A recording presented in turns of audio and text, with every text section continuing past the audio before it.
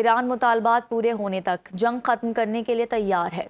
ایرانی صدر Masoud Pezeshkian کا بڑا بیان، کہا کہ ضمانت دی جائے کہ آئندہ ایران پر حملہ نہیں ہوگا۔ خلیج فارس اور آبنائے ہرمز کی صورتحال دشمن کے اقدامات کا نتیجہ ہے۔ ایرانی صدر نے کہا آبنائے ہرمز امریکہ اور اس کے اتحادیوں کے جہازوں کے لیے بند ہے۔ جنگ میں کسی بھی بہانے سے بیرونی مداخلت کے سنگین نتائج ہوں گے۔ یورپی یونین کی امریکی اور اسرائیلی جرائم پر خاموشی افسوسناک ہے۔ اور روس میں ایک فوجی ٹرانسپورٹ طیارہ کرائمیا میں گر کر تباہ ہو گیا۔ روسی میڈیا کے مطابق حادثہ تکنیکی خرابی کے باعث پیش آیا۔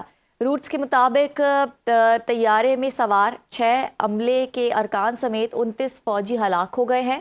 بتایا گیا ہے کہ مقامی وقت کے مطابق شام 6 بجے طیارے کا کنٹرول ٹاور سے رابطہ منقطع ہوا، جس کے بعد یہ حادثہ پیش آیا۔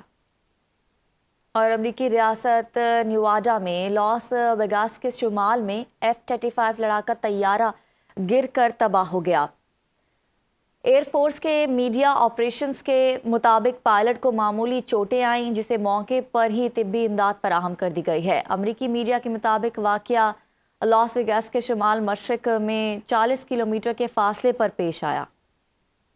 امریکی صدر کا ایران کے خلاف جنگ 2-3 ہفتوں میں ختم کرنے کا اعلان۔ واشنگٹن میں میڈیا سے گفتگو میں ٹرمپ کا آئندہ کچھ دنوں میں ایران کے ساتھ ڈیل ہونے کا دعویٰ، کہا کہ ایران میں جنگ جاری رہنے کی اب کوئی وجہ نہیں رہی۔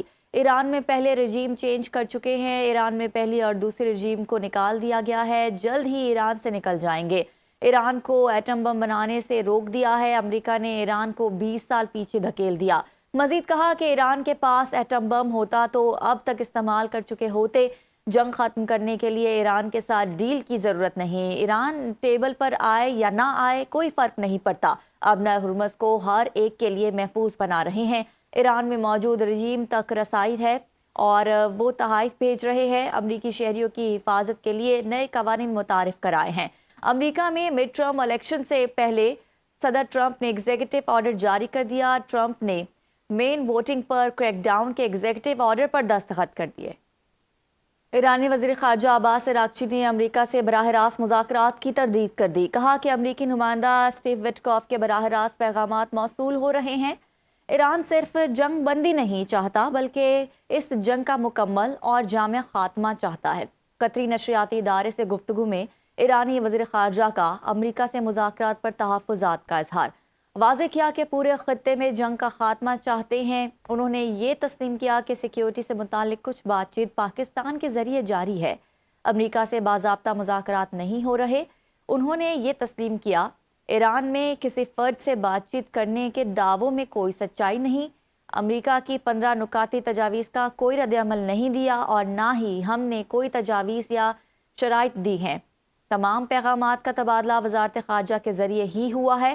سیکیورٹی اداروں کے درمیان بھی رابطے موجود ہیں۔ امریکی دھمکیوں کے حوالے سے انہوں نے کہا کہ ایران اپنے دشمنوں کے اقدام کا انتظار کر رہا ہے۔